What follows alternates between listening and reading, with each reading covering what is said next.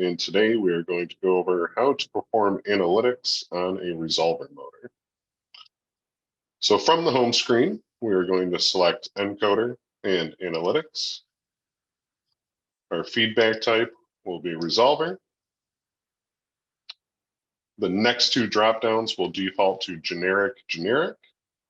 My next selection will be the number of pole pairs for the motor I'm working on, which in this case today is an ABB 3HAC with 4 pole pairs. And I will select ABB 3HAC 8 pole because obviously with 4 pole pairs it isn't a pole motor. One extra step before starting collection to perform analytics when it comes to resolvers is to set the volt peak to peak and the excitation frequency parameters. These parameters are defaulted to 6 volts peak to peak and 5 kilohertz frequency. These are defaulted this way because this is the voltage and the frequency that works with most resolver types. So very rarely should you have to change these values. You should be able to just keep them as is, but you do want to confirm and set parameters before moving on to starting collection.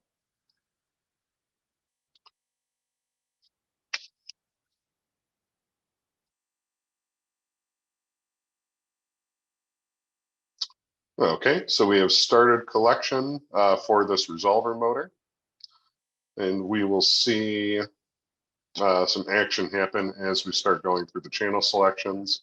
Performing analytics for a resolver motor, the ultimate goal, just like any other feedback type, is to generate enough data from each channel to generate a report. So with resolvers, I like to go from right to left, starting with the reference. And you can see my reference waveform on the signal display has just lit up. And over here, my diagnostics window, the strength is 99%. The amplitude strength for the reference channel should always be right at about 99% because it is that 6 volts at 5 kilohertz that we are supplying to the reference channel. So if for some reason we are not getting a 6 volt sine wave on the signal display, or that strength is lower than almost 100, then there's a problem with your reference input.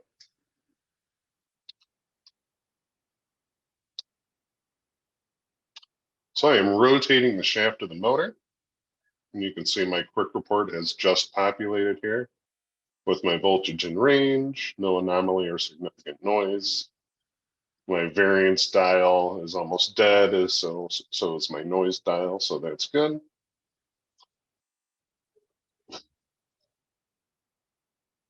And I'm just going to rotate this about 10 turns or so until that halo around the reference channel toggle goes from red to green. Then I know that I've collected enough data for that channel to move on to the next one. So with resolver, I am going kind of slow here, just because if I rotate the shaft too quickly, it won't track the revolution count. We go.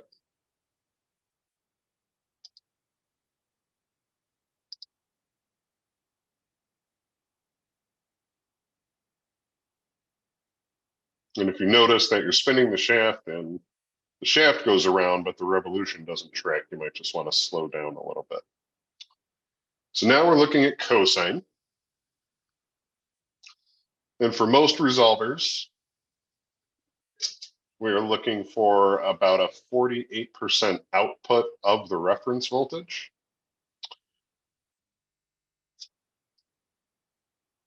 So if the reference voltage is 6 volts, then our output for both cosine and sine should be just about, or just under 3 volts rather. So as you can see by my amplitude dial and my quick report, I'm at about 90% of that just under 3 volt value. And we'll see specifics once we generate the report. But it does say the voltage is in range at 2.98. We're almost there.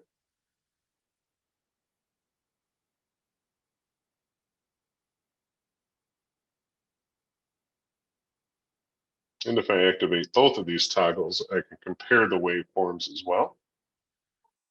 Of course, now that I've activated the sine toggle, I am now pulling data from the sine channel. So I'll have to untoggle that to finish collecting data from the cosine channel. But again, once those toggles all go from red to green, then I have enough data to pull the report. But for resolvers, I do like to look at both of the sine and cosine waveforms, which for the record are outputted to the oscilloscope if you're using the oscilloscope leads on the back of the Linea. If you wanted to view those in real time. But as you can see, when sine is completely at 0, cosine should be maxed out, and vice versa. And those waveforms should be nice and clean, which these for the most part are. And then by looking at both signals, you can look at the switching time when the amplitudes cross over, everything else.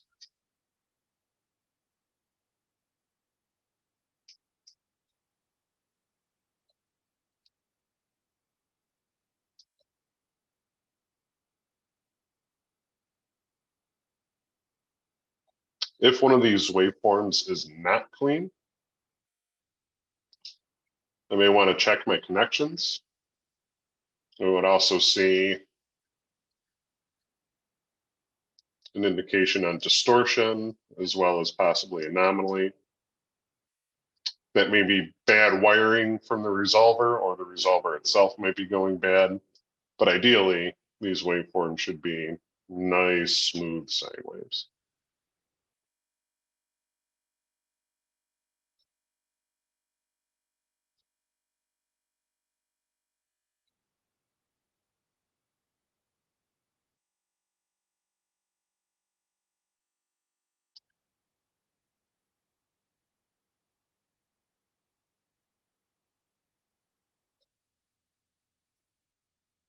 Sine has gone green, so we will go back to cosine here and just finish up.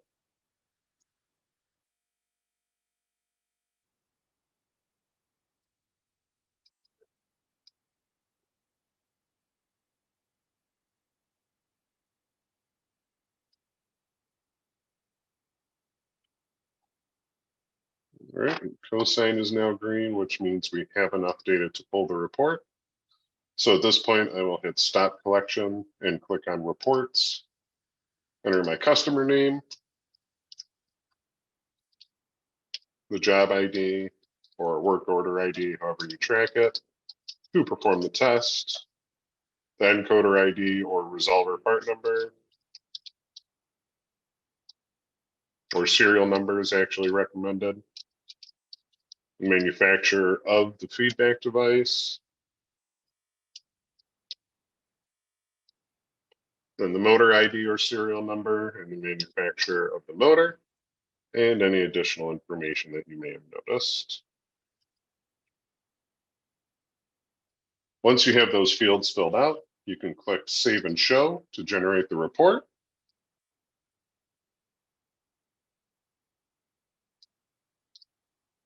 And as you can see here, here's the information we filled out, along with the company logo on the right-hand side, which should be your company logo if you sent us a company logo file to update that with. And our data summary here shows kind of what we saw in the signal characteristics, that we're at about 90% of a perfectly good resolver for the sine and cosine channels. So it's not perfect, but it is in good usable condition, as you can see here. And you can see from the summary that, as I mentioned before, the reference channel should always show excellent at 99%. And then the sine and the cosine channel are considered good at 89.3%. If we look at the graphical information for the sine channel, You can see that the voltage average is just a little bit under that 3%. It's still considered good. And the higher we get, even if it tips above 48% a little bit, we would move into the excellent range. But no noise, no variance in the signal, noise or distortion coming out of that particular channel on the sine channel. And you can see our data points pulled here are kind of right in the middle of the boundaries for a good amplitude on that channel.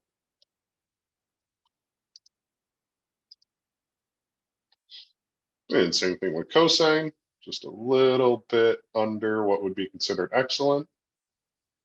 But again, no noise, no distortion, no faults in the data points here. And again, you can see our data points right in the middle where we like to see them. So both the sine and cosine channel would be a good condition. And then here's our reference channel, same thing.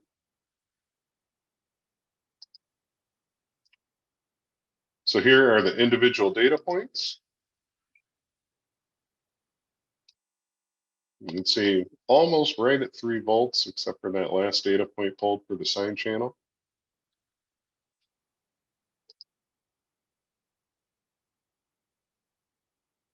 And same thing for cosine. So this resolver is in good working condition as long as there wasn't any physical damage or any kind of environmental contamination that obviously you can only see by looking at. I would be totally okay reusing this particular resolver. And again, you could save, or as always rather, you could save this report as a PDF, either to keep for your records or to email to your customer. But this resolver is good. Thank you very much for your time, and we are always available to help. Just shoot us an email at support@octavaengineering.com, and I thank you very much for your time.